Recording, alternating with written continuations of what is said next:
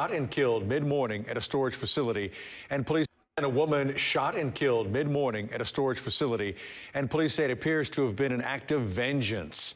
Investigators say the victim was followed to the lot off the East Tex Freeway near the North Loop in November. ABC 13's Luke Jones is on this story tonight. And Luke, police recently identified a suspect, and they say this all involves a botched six-figure drug deal the victim's husband also admitted to being part of. Yeah, of course, we know that now, but back up to 2 months ago when she was first gunned down, it all seemed so random at the time. A lot of folks wondering who would do this and why. Well, now we're learning police knew almost right from the get-go. A story of friendship, business dealings, and double dealing outlined in court documents that all culminated in a North Houston woman's death. 33-year-old Sherry Dawson gunned down at this storage unit along the East Tex Freeway November 5th. And now, months later, police have charged a Detroit man, Kip Stitz, with murder. Stitz, police say, a friend and business associate of Dawson's common-law husband. The same day as Dawson's murder, police say her husband came forward and told them about Stitz. According to court documents, he said he introduced Stitz to a cocaine supplier, and when Stitz told him he was planning to rob the supplier, the husband of the supplier hatched a plan to steal from Stitz. Police say the husband told them about a month before the murder, Stitz paid him $125,000 for a shipment of coke, which he and the supplier never delivered. According to charging documents, the husband told investigators about 2 weeks before the murder he got word that Stitz was looking for him, and that he believes his wife was killed because he stole money from Stitz. Dang. It's a crazy, crazy situation, man. It's, again, very, very sad, unfortunate. Something out of a movie, man, or something out of rap lyrics that you may hear. But, you know, people talk about running off on the plug and all type of stuff like that. In this situation, man, really necessarily running off on the plug. You know, the guy in the middle, he introduced the individual who was looking to purchase the cocaine to the plug.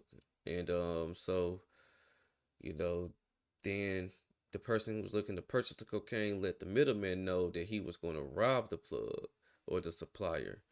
And of course, the middleman and the supplier are going to have a longer relationship or a long-standing relationship versus, you know, just someone who, you know, is just coming to purchase, you know, something, you know.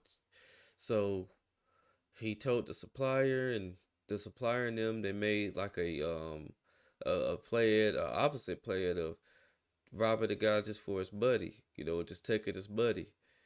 And unfortunately, that whole thing got the middleman's common law wife murdered at a storage unit from what they're detailing in Houston. So between Detroit and Houston is where this whole situation and story is spanning. And of course, this happened several months ago, and it's still, you know, circulating in the news because the guy's still out here in the wind. And you know, so now the middleman is, of course, you know, cooperating and telling everything he knows, because of course he knows he's definitely a marked person in this whole situation. And it just sounds like just a big mess. And, you know, my condolences to the family members of the woman who lost her life. And, you know, it's just a lesson that you just have to know who you're really being involved with and what they're involved with. And, you know, a lot of times people get into stuff and you just, you know, you just get caught up in the middle of it just by association, and bad stuff can happen to you, you know. So you just have to know exactly, you know, how to, like, have discernment on who to deal with, you know, because it's tough, man. You know, it's tough on all sides of this equation because, you know, once the initial intent was told to the middleman, his intent with the supplier wasn't good either. So Police say surveillance video shows the victim pulling into this storage lot the morning of November 5th. She's followed through the gate by a truck police say Stitz was driving. Officers note for a whole 2 minutes, both vehicles engage in stopping, reversing, and turning around. A minute later, the victim falls to the ground. The suspect walks over to her, and a fight ensues. The victim gets up, but then falls down again, and the suspect takes off in his truck. Police pulled over a different vehicle registered to Stitz later that day, but Stitz wasn't in the car. Investigators say his phone began pinging in Detroit the next day, but 2 months later, he still hasn't been captured. Luke Jones, ABC 13, Eyewitness News. That guy's long in the wind. They may eventually catch up with him and whatnot, but you walking around and you're able to afford to do deals for 125K. You're gonna have some resources to get yourself up out of Dodge. So again, man, people have to know who they're dealing with, and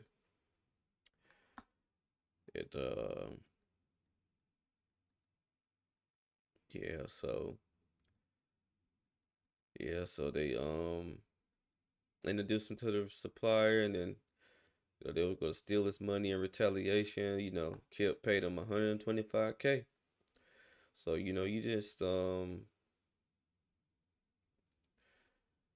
he was getting paid 125K to assist in the setup for the supplier. So when that setup didn't happen, now you're putting everybody that's around you in danger. But